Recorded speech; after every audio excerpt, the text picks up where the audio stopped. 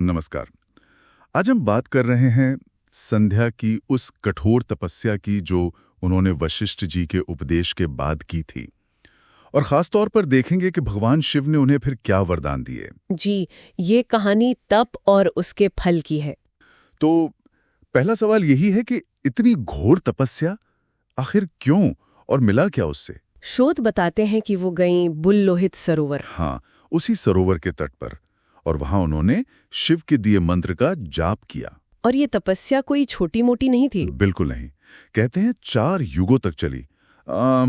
आप सोचिए जरा, कितना दृढ़ संकल्प होगा। 4 युग, अविश्वसनीय। और जब शिव प्रसन्न होकर प्रकट हुए तो एक दिलचस्प बात हुई।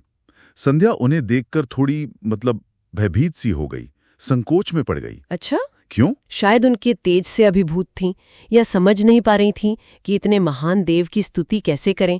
शब्द नहीं मिल रहे थे उन्हें। तब शिव ने ही क्या कहते हैं, उनको दिव्य दृष्टि दी, दिव्य ज्ञान दिया और दिव्य वाणी भी, ताकि वो स्तुति कर सके। हाँ, बिल्कुल। ये अपने आप में एक अद्भुत कृपा थी, स्तुति करने की क्षमता देना। और वो स्तुति भी कमाल की है। उसमें शिव के अलग अलग रूपों का वर्णन है ना? जी हाँ, निराकार भी कहा गया है उन्हें, जो सिर्फ परम ज्ञान से जाने जा सकते हैं। और साथ ही सगुण रूप भी, रत्नों के आभूषण पहने हुए। बिल्कुल, वही जो सृष्टि करते हैं, पालन करते हैं और संहार भी, तीनों शक्तियां। ये विरोधाभास बड़ा दिलचस्प है कि वो निराकार भी हैं और साकार भी। हाँ, भक्तों के लिए वो रूप धर लेते हैं।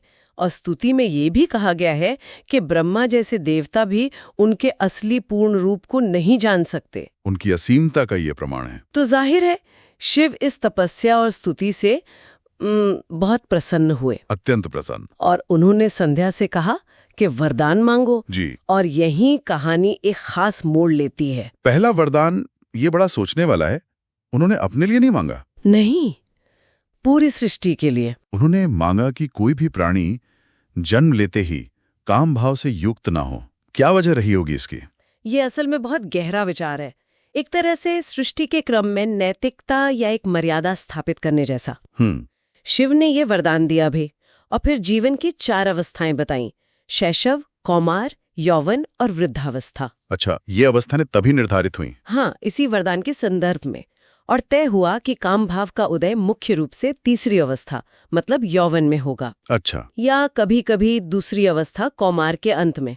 इससे जीवन के शुरुआती पड़ाव जो हैं वो मासूमियत भरे रहते हैं। ये तो बहुत महत्वपूर्ण व्यवस्था बन गई।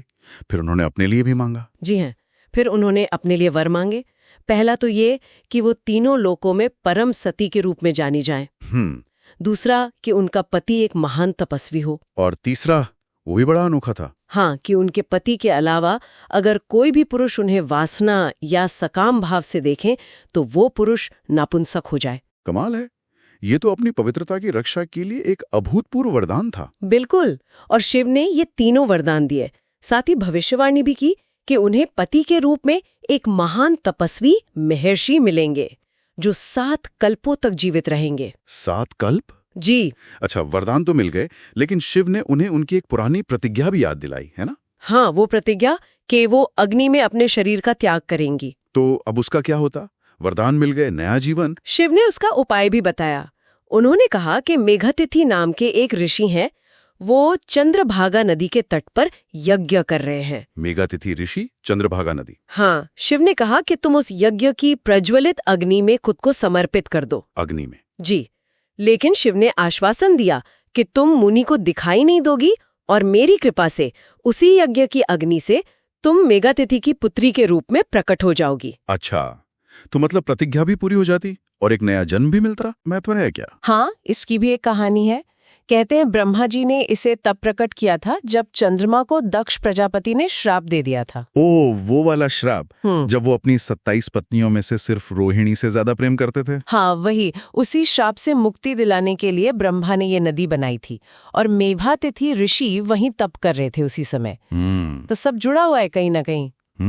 दिलचस्प। तो शिव ये सब बताकर अंतर्ध्यान हो गए? जी, वे अंतर्ध्यान हो गए। तो आज हमने देखा कि कैसे संध्या की वो असाधारण तपस्या कितनी फलदायी रही। न सिर्फ उन्हें अपने लिए वरदान मिले, हाँ, बल्कि उन्होंने पूरी सृष्टि के लिए भी एक महत्वपूर्ण मर्यादा स्थापित करवाई, काम भाव के उदय को लेकर। और फिर शिव का वो उपाय बताना, अपनी प्रतिज्ञा पूरी करने के लिए यज्ञ अग्नि में प्रवेश करना, ये भाग्य, कर्म और ईश्वर की योजना को दिखाता है। बिल्कुल, कैसे पुराने संकल्प नए रूप में फलित होते हैं, ये उसका एक उदाहरण है।